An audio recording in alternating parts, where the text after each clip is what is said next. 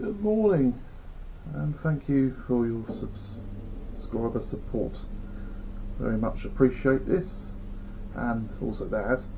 This is 4046, and welcome to my channel. I don't think I'll ever differentiate and form a series, although depending on how many videos I make about a particular subject, I may subcategorise them, but they'll remain on my channel nonetheless. Welcome to this hot, blistering day. I should imagine where you are is probably just as hot as it is out there this morning.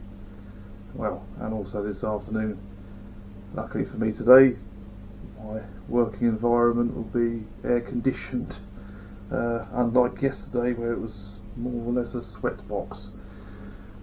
Nonetheless, this time of year is very hot, it's coping with the heat, and also makes everything that occurs seem a little bit more arduous. I suspect where some of you may be, it's probably even hotter than here.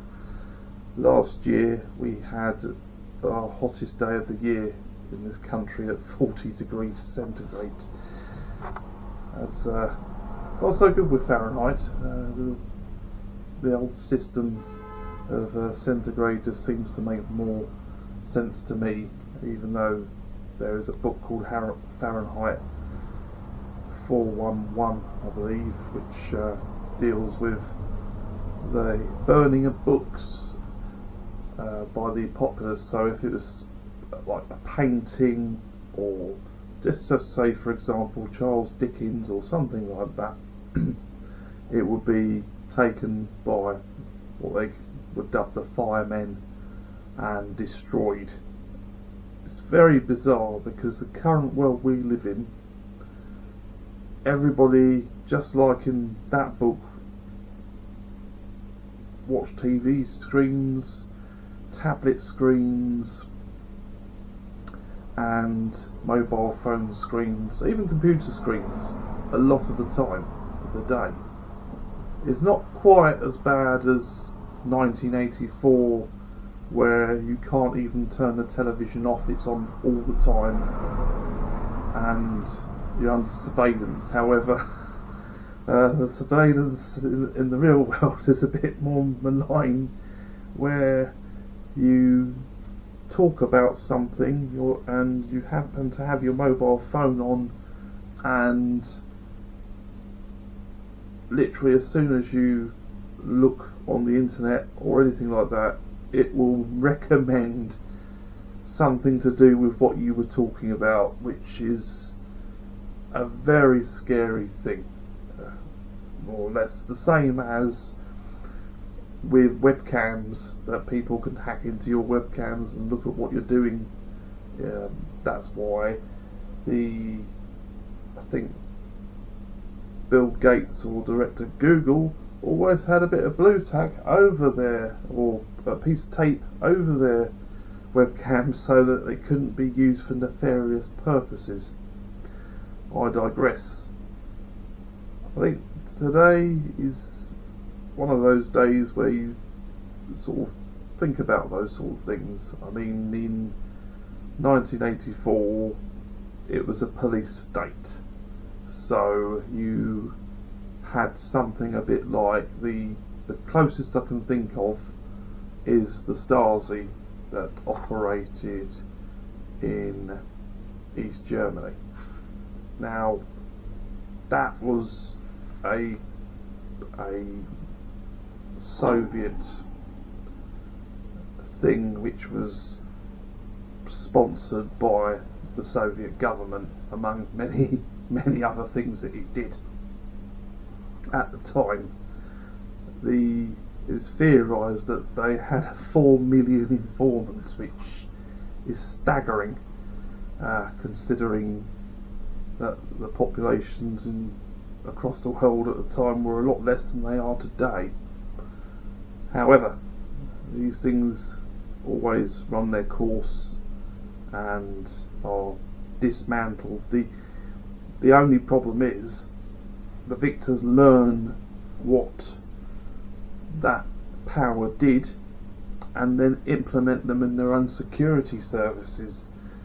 With the advancement of technology over the last 20 years, we are under more surveillance than ever.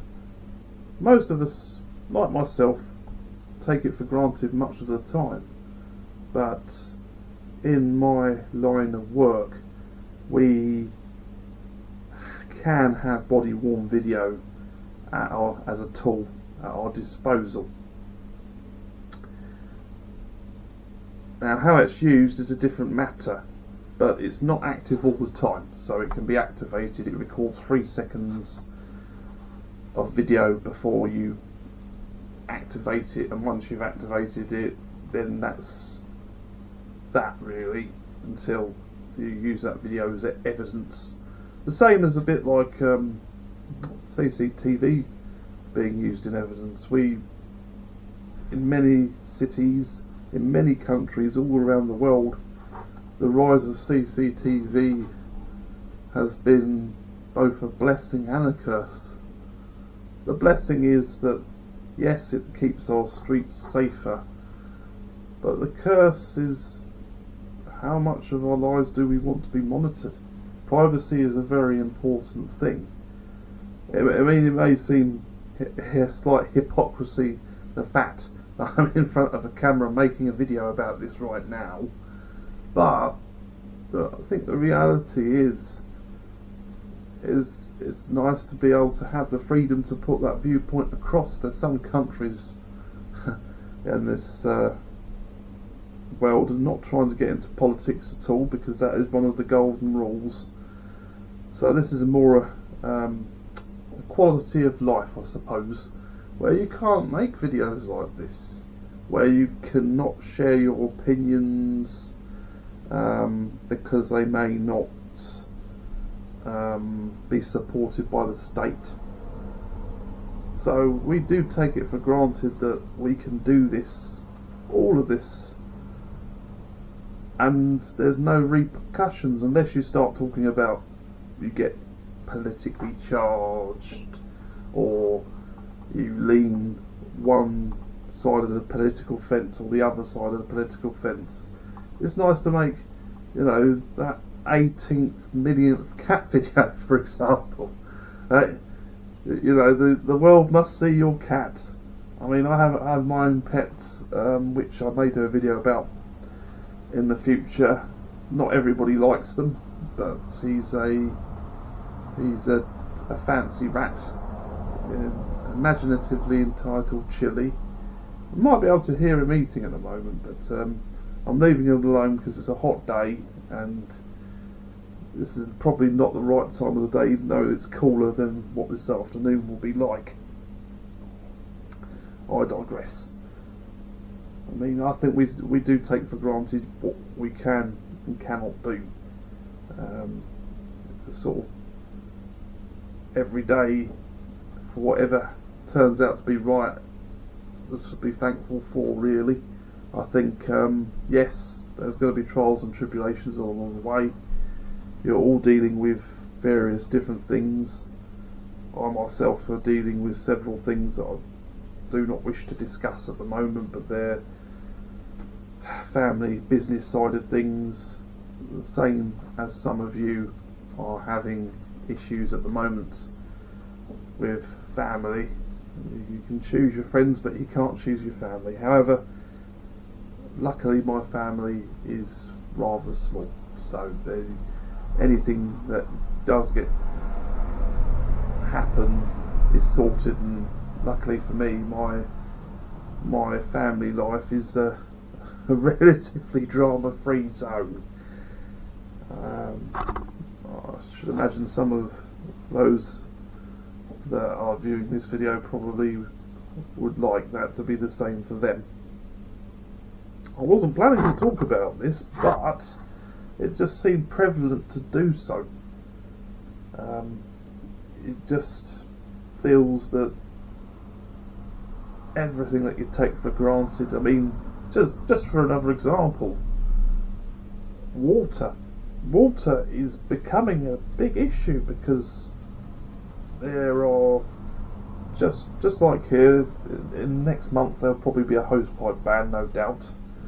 I have no doubt of that. And as the human population increases, the water consumption increases. However, what's never taken into account is the density of those people that they build these places in, which are already quite well populated anyway. I mean, take for example Tokyo, the most populated city on earth. They must have issues I can only imagine. I mean, they have X amount of nuclear power stations supplying power to the city, but water must be an issue as well. 10 years ago I watched a documentary about the self-same thing, and one of the things that sort of came out of it is Mexico City, for example, has water blackouts, and I don't think they've been sorted out. The blackout's not the right word, so water shortages is probably a better word for it, really. So I'll take that term out and shortages replace it with, because it's more accurate, really. I mean, that almost indicates that the water's, on strike or something, which it clearly isn't. Also watched a Netflix documentary, not being sponsored by Netflix in any way, don't even subscribe to Netflix anymore. However, there was a documentary about the orange growers of Florida going over to avocado production, and for those of you that don't know, avocados are the most water thirsty plant that is commercially grown. You need a lot of water. You think that chilies, peppers, cucumbers, etc., or as some would call, a bit like a zucchini, or we call them courgettes, but those across the pond call them zucchini. They take quite a bit of water, but avocados are terrible. They, as much as they may have health benefits, they take so much water. So some of these orange growers changed the field over to avocado production, and as a direct result, their wells and things were drying up because the amount of water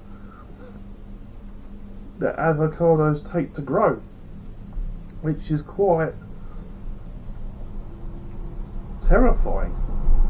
This then went on to say that in Mexico and towards South America, and I'm not saying this is a regular thing because it's not, but the criminal element has got involved and they call avocados green gold. Also in this documentary, these avocado growers have been taken hostage by a local cartel, and the state paid for the ransom, and now those poor people are having to pay the government back over their entire life for the ransom that was paid. There are other issues in that particular program. I believe that program was called Rotten. I could be wrong, but each program covers a particular thing. But back onto topic. Again, this is things I take for granted. Luckily, most of you that are watching this live in a country with its own problems with water, because water, unfortunately, has become, or fresh water, should I say, has become a major issue with a burgeoning population. I think maybe population densities need to be reimagined, or at least redistributed to cope with these issues that are currently occurring. However, I'll give you a little bit of food for thought today. Thank you for subscribing. Please like and please subscribe. Thank you very much again for today, for listening to me and take it easy. This is 4046 out.